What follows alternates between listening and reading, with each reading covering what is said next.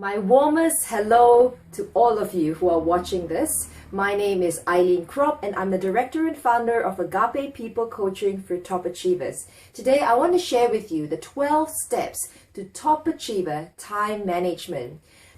The first step to top achiever time management is understanding your own relationship to time. What I mean is, first of all, you've got to be aware of how you are currently operating in relation to time. Are you constantly late? Are you constantly on time? Are you always underestimating the amount of time to get something done? Are you always making other people wait for you? So you've got to understand your own relationship to time.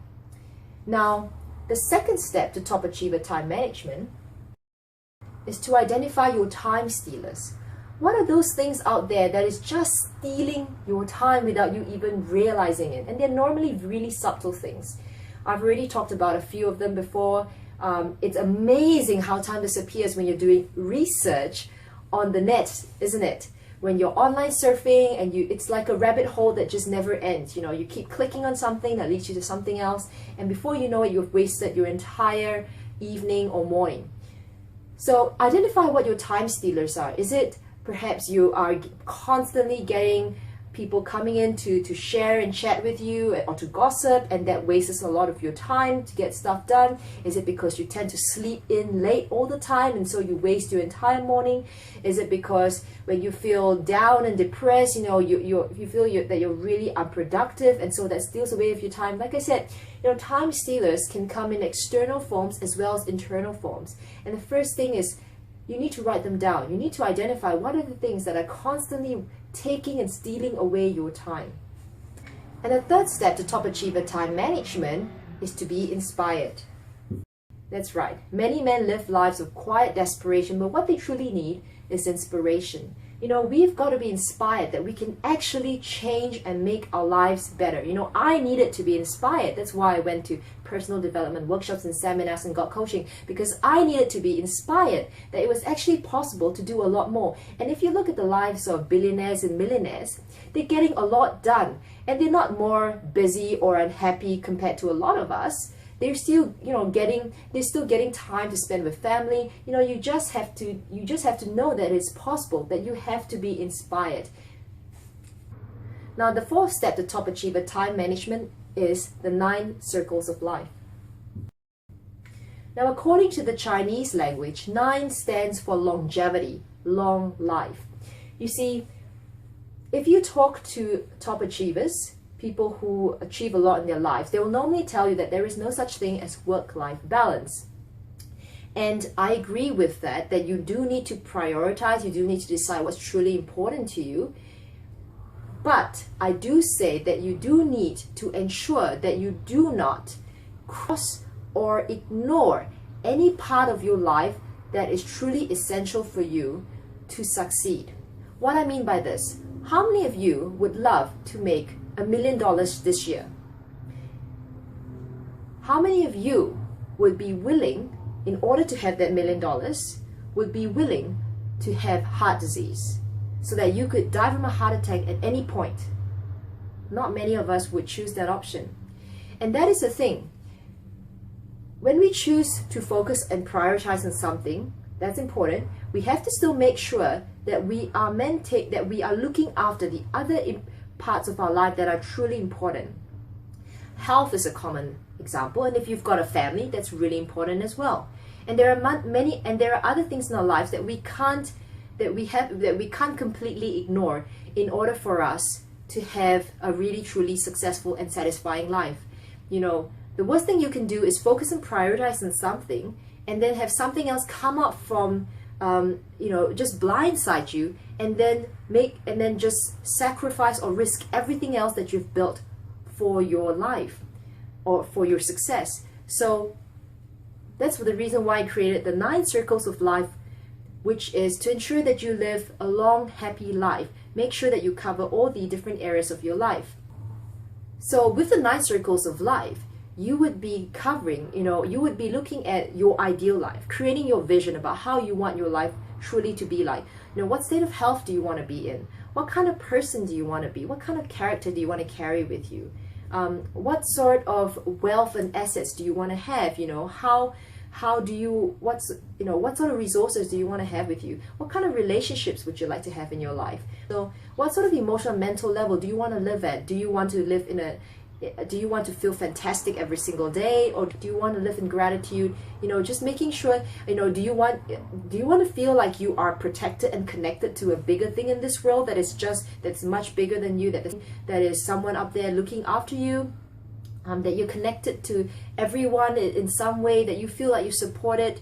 Do you want to have holidays? What sort of development do you want to have in your own life? What kind of fun things do you want to have, that you actually want to have? Do you have a bucket list? What sort of things do you want to achieve in your life? All sorts of things are covered in the 9 circles of life. Just making sure that you are covering the important things in your life. And of course, health, what kind of health do you want to have? How vibrant and energetic and enthusiastic do you want to feel? How long do you want to live to? All sorts of things, to make sure that you are actually covering the important parts in your life. Now, the 5th step to top achiever time management are your values. What I mean by values are what's important for you. It amazes me when I meet with people and they haven't worked out what is important to them, what their values are.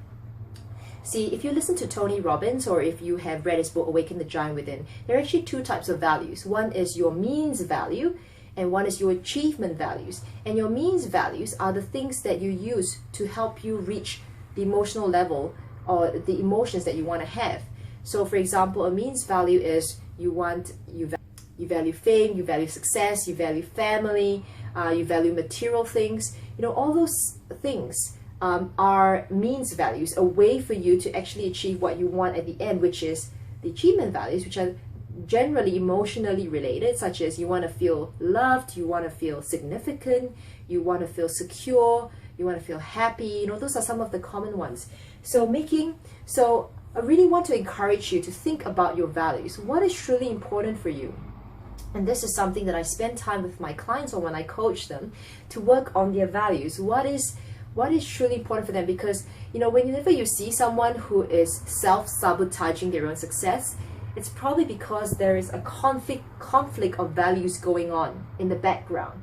Or if you see someone constantly feeling guilty, or someone who is constantly feeling frustrated, there might be a conflict of values going on in the background.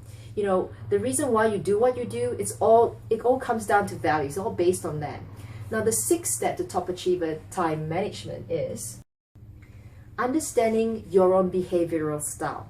Did you know that some types of behavioral styles and personalities will always tend towards being on time, and that there are some other behavioral styles and personalities that tend towards always being late?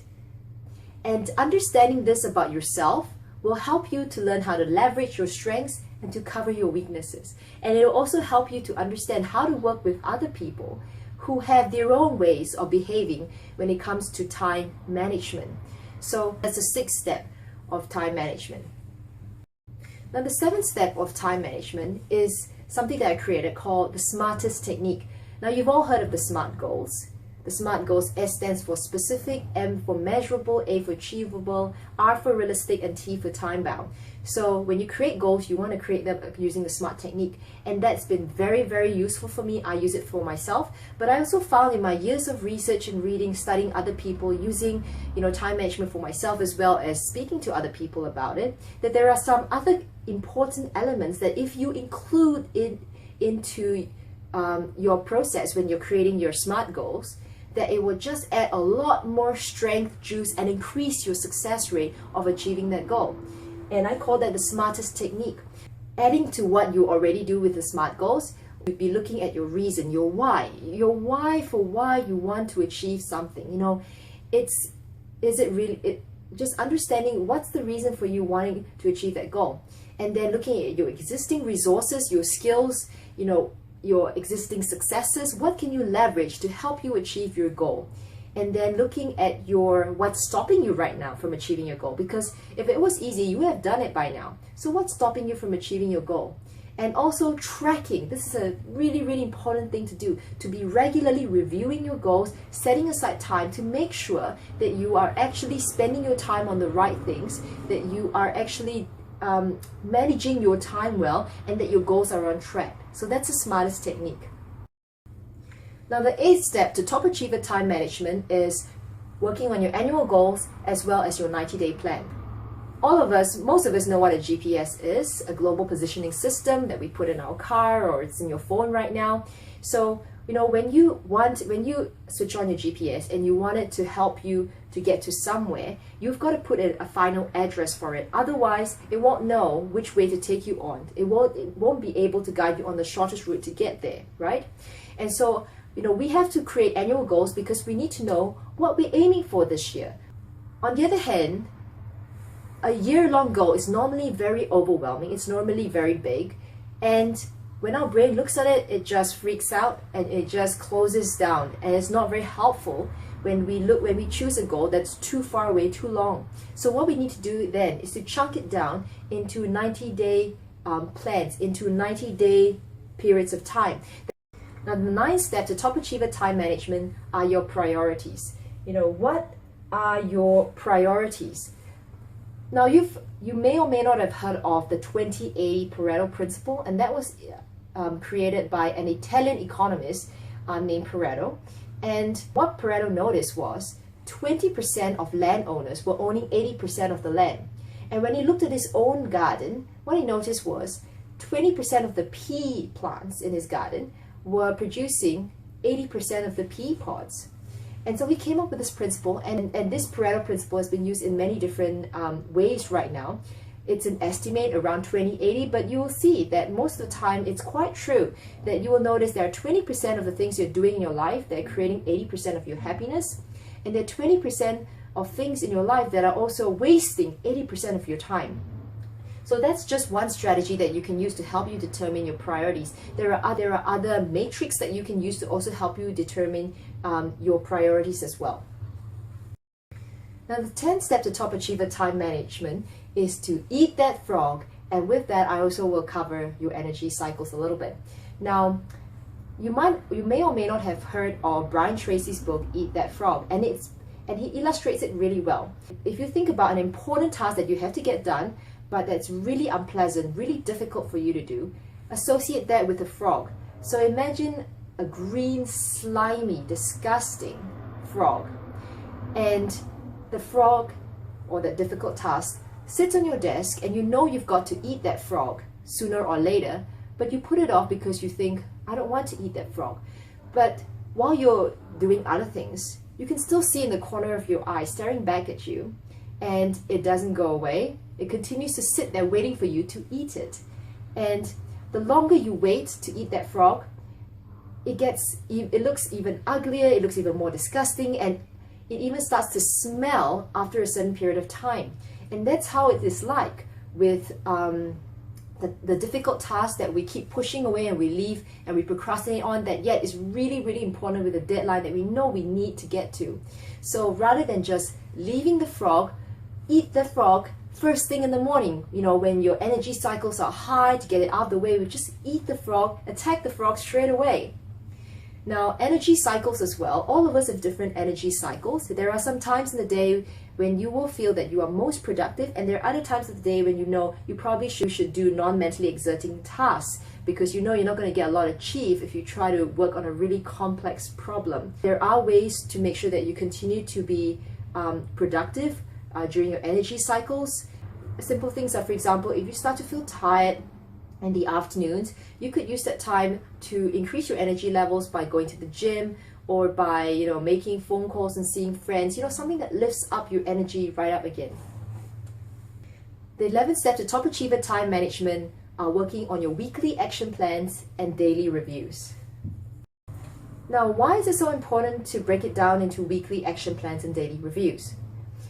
Now, if you find that you're constantly procrastinating on things, if you try to look at your annual goal, you try to look at a big picture, research shows that that's not really effective. It may get you motivated, but it won't actually help you get out of procrastination. In order to get out of procrastination, you actually have to look in detail, work on the details of your task. So you need to work on the little small steps that will lead you to the bigger steps. When you're procrastinating, you need to work out a smaller action plan, and that's why it's important to work out your weekly action plan and then to schedule your day so that you are really on task. You know where your hours are being, what your hours are being spent on, and whether they are in line with the other things here, with your priorities.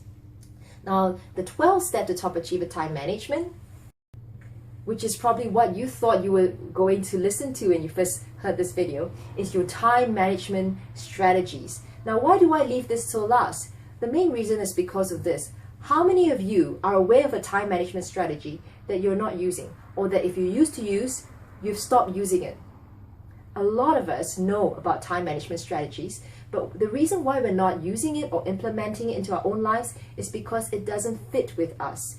This is the reason why I go through the 12 steps to top achiever time management. You see, a lot of when we go straight to the time management strategies, we've actually skipped through steps 1 to 11, which helps us to create awareness, but create awareness around what we actually need to fix, what's working, what's not working, our own behavioral styles, what do we want, what are our priorities, what are our actual long-term goals, and then choose the appropriate time management strategy to fit in with that. You see, I remember when I was speaking to somebody else who was being coached by another person on their time management, and he was just saying that, you know, the strategies that he'd been given wasn't working for him. And as I talked to him, I started to understand his behavioral style and his personality, and I suggested something to him that he immediately said worked well for him. And the only difference I did was that I followed the steps. You know, I got to know him first, to understanding, you know, what was his preference when it came to using, when it comes to using, you know, time management strategies. And for a lot of us, it is this. It's one thing to actually know what you have to do, but to make sure that it's the right knowledge for you and to know how to implement it for your own self. So there are many different time management strategies, using the 4, you know, you've probably read of Stephen Covey's 7 habits for highly effective people. And in there are 4 quadrants where you focus on what's important, what's urgent, and what's not important, what's not urgent. But remember this, that you should work on your, in the 11 steps first, before you choose a time management strategy for yourself. So I hope that this has been helpful for you, and thank you so much for spending your time with me. And remember this, that my greatest hope for you is for you to have and spend time on things that are truly important to you, so that you can be your best self, that you can live your absolute best life, and that you will live with no regret.